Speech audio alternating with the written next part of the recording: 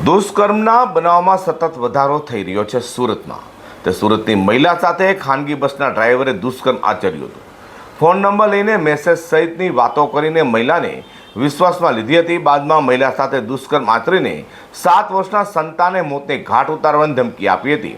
જેથી મહિલાએ કાપોદ્રા પોલીસ મથકમાં ફરિયાદ નોંધાવતા પોલીસે બસનો કબજો મેળવી વધુ તપાસ હાથ ધરી છે. કાપોદ્રા પોલીસ પાસેથી મળતી માહિતી મુજબ ગત તારીખ 14મી સપ્ટેમ્બરના રોજ મહિલા પોતાના બહેનના ઘરે જવા માટે સુરતથી ખાનગી બસમાં નીકળી હતી. ત્યારબાદ મહિલા બસમાંથી ઉતરી ત્યાં ડ્રાઈવરે મોબાઈલ નંબર મેળવી લીધો હતો. ટિકિટમાં લખેલો નંબર મેળવી લીધો હતો, જેના આધારે તે ફોન અને મેસેજ કરવા લાગ્યો હતો. ત્યારબાદ રિટર્ન બુકિંગ એ જ બસમાં હતું. લાઠીથી 16મી તારીખે તે રોડ પરથી જ મારુતિ નંદન બસમાં બેસી ગઈ હતી. ત્યારબાદ રાત્રિના 2 વાગ્યા આસપાસ ડ્રાઈવર બીજા ડ્રાઈવરને બસ આપીને મહિલા જે સોફામાં હતી ત્યાં આવી ગયો હતો. મહિલા જે સોફામાં સૂતી હતી ત્યાં નજીકમાં તેનું બાળક પણ હતું. તેને મારી નાખવાની ધમકી આપી પછી તેની સાથે કપડાં ફાડી મોં દબાવીને દુષ્કર્મ આચર્યું હતું. રાત્રિ દરમિયાન 3 કલાકમાં એક પછી એક એમ 2 વખત તેને દુષ્કર્મ આચર્યું હતું.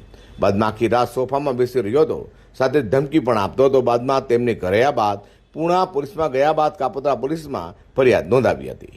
આ કામે હકીકત એવી છે કે આ કામે ભોગ બનનાર પોતે અમરેલી લાઠી પોતાની બહેનના ઘરે ગયેલો અને ત્યાંથી ટ્રાવેલ્સની બસ મારુતિનંદન ટ્રાવેલ્સ લક્ઝરી બસમાં મુસાફરી કરી રહેલ તે સમયગાળા દરમિયાન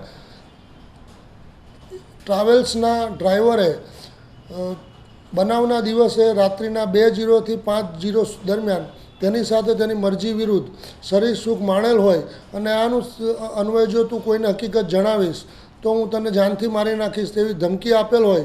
જે અનુસંધાને ભોગ બનનારે અત્રે કાપોદ્રા પોલીસ સ્ટેશન ખાતે ફરિયાદ આપતા તેઓની ફરિયાદ હકીકત લઈ અને હાલ આ ગુનાની તપાસ second point Shri M.R. Solanki Kapodra police station નાઓ કરી રહેલ છે. હાલ તો ચાલુ બસમાં મહિલાને તેના બાળકને મારી નાખવાની ધમકી આપી 2 વાર બસ ડ્રાઈવરે બળાત્કાર ગુજાર્યો હોય, જેને લઈને કાપોદ્રા પોલીસ મથકમાં ફરિયાદ નોંધાતા તાત્કાલિક કાપોદ્રા પોલીસે તપાસ હાથ ધરી ખાનગી ટ્રાવેલ્સની બસનો કબજો લઈ નરાધમ બસ ડ્રાઈવરને ઝડપી પાડવા ચક્રો ગતિમાન કર્યા છે. Bureau report G24 news.